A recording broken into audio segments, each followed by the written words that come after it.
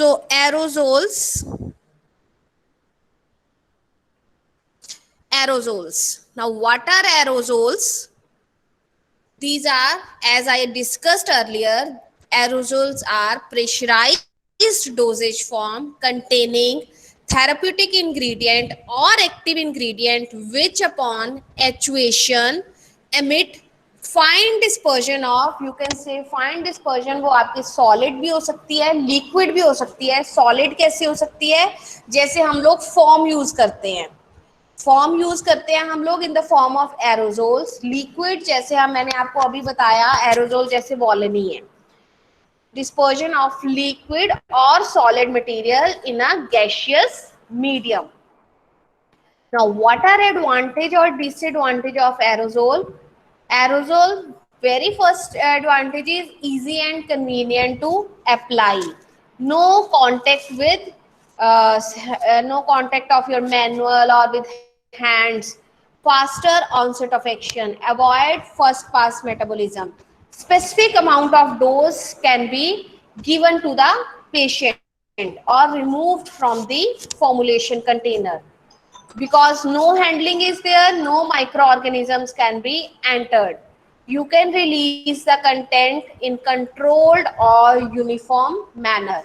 Also provide efficacy or irritation can be reduced or may be occur. This is, you can say, advantage or may be a major drawback of aerosols. For example, जैसे अगर आप aerosols दे रहे हो तो sometime जो हम लोग propellant use करते हैं या इसमें जो फॉर्मुलेशन में इंग्रेडिएंट है, that gives allergic reaction to your specific area जहां पे आप इसको यूज कर रहे हो. तो दिस मे कॉज इरिटेशन और you can say irritation can be reduced. ठीक है.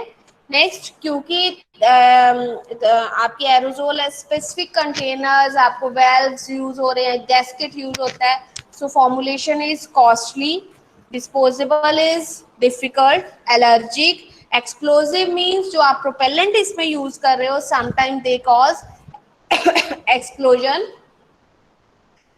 and they also causes toxic reactions. Next is desired characteristic. Desired characteristic का मतलब है जो हम फॉर्मुलेशन बना रहे हैं वो कैसे होनी चाहिए. ठीक है, उसके एप्रोप्रिएट डिजायर्ड कैरेक्टरिस्टिक्स क्या होने चाहिए. तो जो हमने इसके डिसएडवांटेज पढ़े हैं वो नहीं होने चाहिए उसमें. तो desired characteristics are less explosive, uniform and constant dose delivery, non-allergic, low cost, easy to handle, non-breakable और eco-friendly. मतलब जो इसके ड्रॉबैक्स थे वो इसकी डिजायर्ड कैरेक्टरिस्टिक्स होनी चाहिए. Next are components of aerosols. Components of aerosols का मतलब है कि क्या क्या चीजों से एरोजोल आपका बनता है. So very one first component is propellant, जो मैंने आपको पहले भी बताया है, जिसकी वजह से प्रेशर आपका इंड्यूस हो रहा है. सेकेंड इज कंटेनर, जो आप कंटेनर यूज कर रहे हो. Valve and actuator. वेल्व मैंने आपको बताई है, आपको दिख भी रही होगी एरो से. एक्चुएटर जहां से आपका फॉर्मुलेशन रिलीज हो रहा है.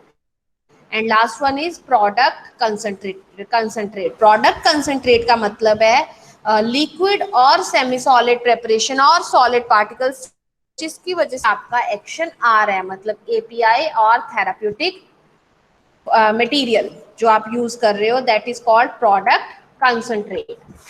Now let's discuss these one by one. First is propellant.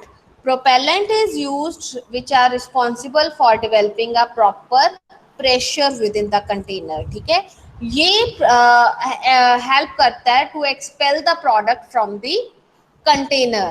So now types of propellant, ये आपको examples याद भी करनी है बेटे. मैं आगे आपको बताऊंगी भी. types of propellant दो टाइप के हैं. one is liquefied gases propellant, second is compressed gases propellant.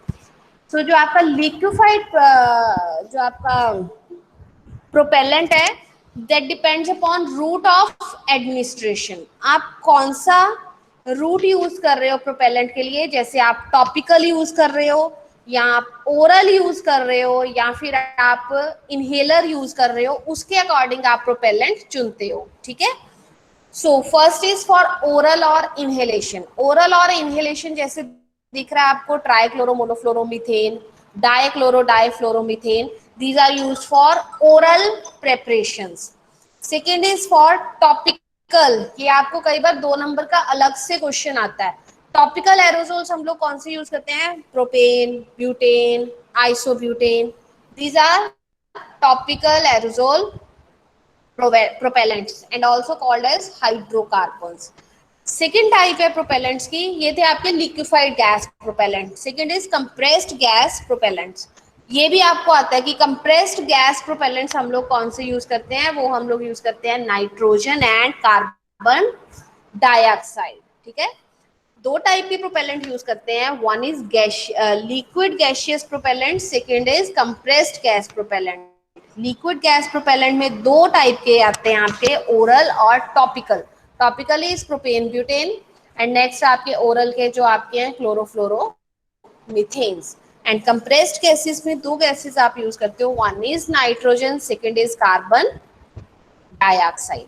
अब लिक्विड गैस प्रोपेलेंट जैसे आपको दिख रहा है यहाँ पे सबसे पहले नीचे है आपका product concentrate, liquefied propellant and vapours. मतलब ये आपका है अंडर प्रेशर आपका ये लिक्विड फॉर्म में कन्वर्ट रहता है, लेकिन जैसे आपका प्रेशर डेवलप होता है तो ये आपका गैसियस फॉर्म में कन्वर्ट हो जाता है। ठीक है, और ऊपर हेड पे जो आपके है, जो हेड स्पेस है इसका ये वाला, ये एग्जिस्ट करता है एज अ गैस। ठीक है, समझ में आ गया। मतलब जैसे ही वेल्व आपका आप प्रेशर अप्लाई करते हो, वेल्व आपका ओपन होता है, तो जो आपका लिक्विड प्रोपेलेंट है ये आपका कन्वर्ट हो जाता है गैस में, और आपका जो हेड स्पेस है, ये वाला जो स्पेस है आपका, ये आपका भर जाता है गैस से। ठीक है,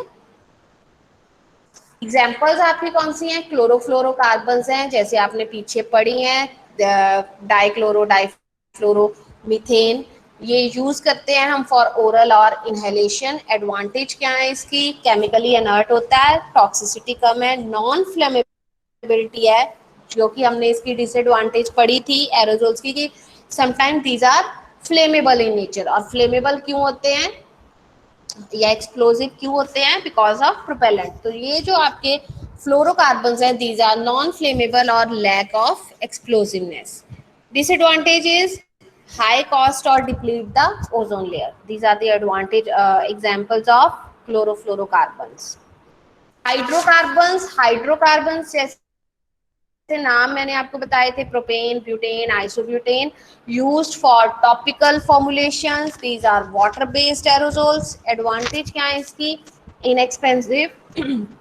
जो हमने उनकी डिसएडवांटेज पड़ी थी फ्लोरोकार्बन्स की, इसमें क्या है एडवांटेज है कि this does not cause ozone depletion, but disadvantage क्या है, इनफ्लेमेबल है, unknown toxicity can be produced. Next are compressed gas propellant. Compressed gas propellant में हमने पढ़ा था carbon dioxide, nitrous oxide and nitrogen, जिसमें आपका नीचे प्रोडक्ट है, ऊपर आपका क्योंकि ये है ही गैशियस फॉर्म में है, तो क्योंकि लाइट भी है, तो ये आपका जो हेड स्पेस है ये आपका पूरा ऑक्यूपाई किया हुआ है कंप्रेस्ड गैस प्रोपेलेंट ने। तो जैसे ही आपका वेल्व ओपन होता है बाय प्रेशर, तो आपका गैस जो होती है, ये जो कंप्रेस्ड गैस है, ये पुश करती है लिक्विड को, आपके प्रोडक्ट को, to come out of from the can. Next are containers, ये थे आपके प्रोपेलेंट। नेक्स्ट आर कंटेनर्स, कौन कौन से यूज करते हैं, तो सबसे पहले ये चीज आपको ध्यान में रखनी है कि the containers must be able to withstand as high as 140 to 180 at 130 degree Fahrenheit.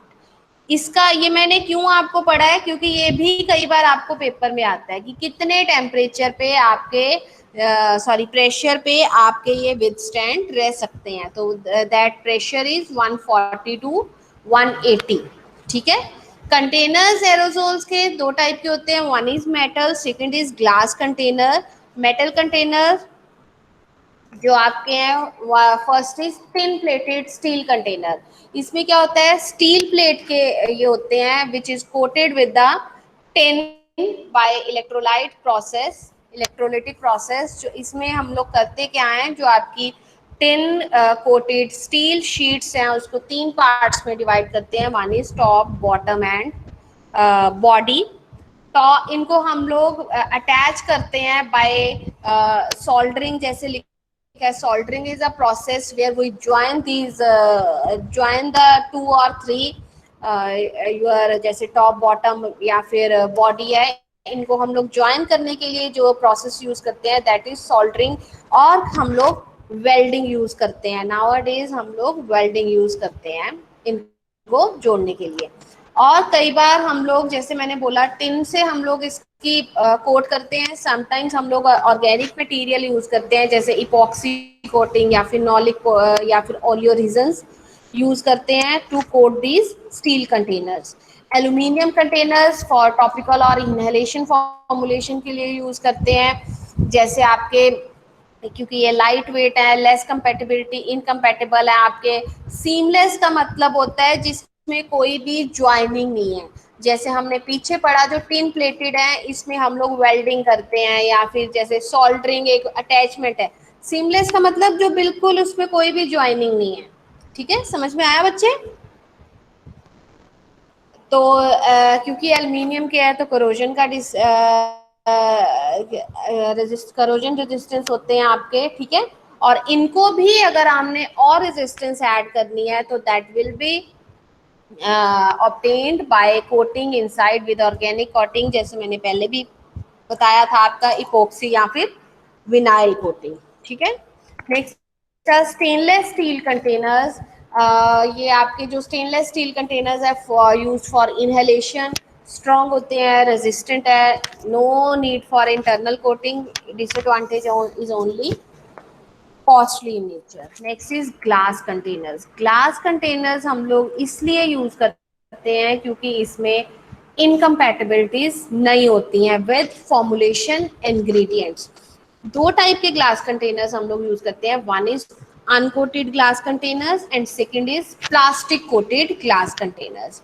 ठीक है, प्लास्टिक जो आपके अनकोटेड ग्लास कंटेनर्स हैं ये इकोनॉमिकली होते हैं, हाई क्लैरिटी है इन कंटेनर्स की। और जो प्लास्टिक कंटेनर्स हैं that can be these are protected by plastic coating. ठीक है, ये जो आपके क्यों यूज करते हैं हम लोग, ताकि आपकी जो ग्लास टूट जाता है तो उसकी वजह से वो उसको बचाने के लिए, आपकी शेटरिंग ना हो उसको बचाने के लिए हम लोग plastic coated glass containers use करते हैं।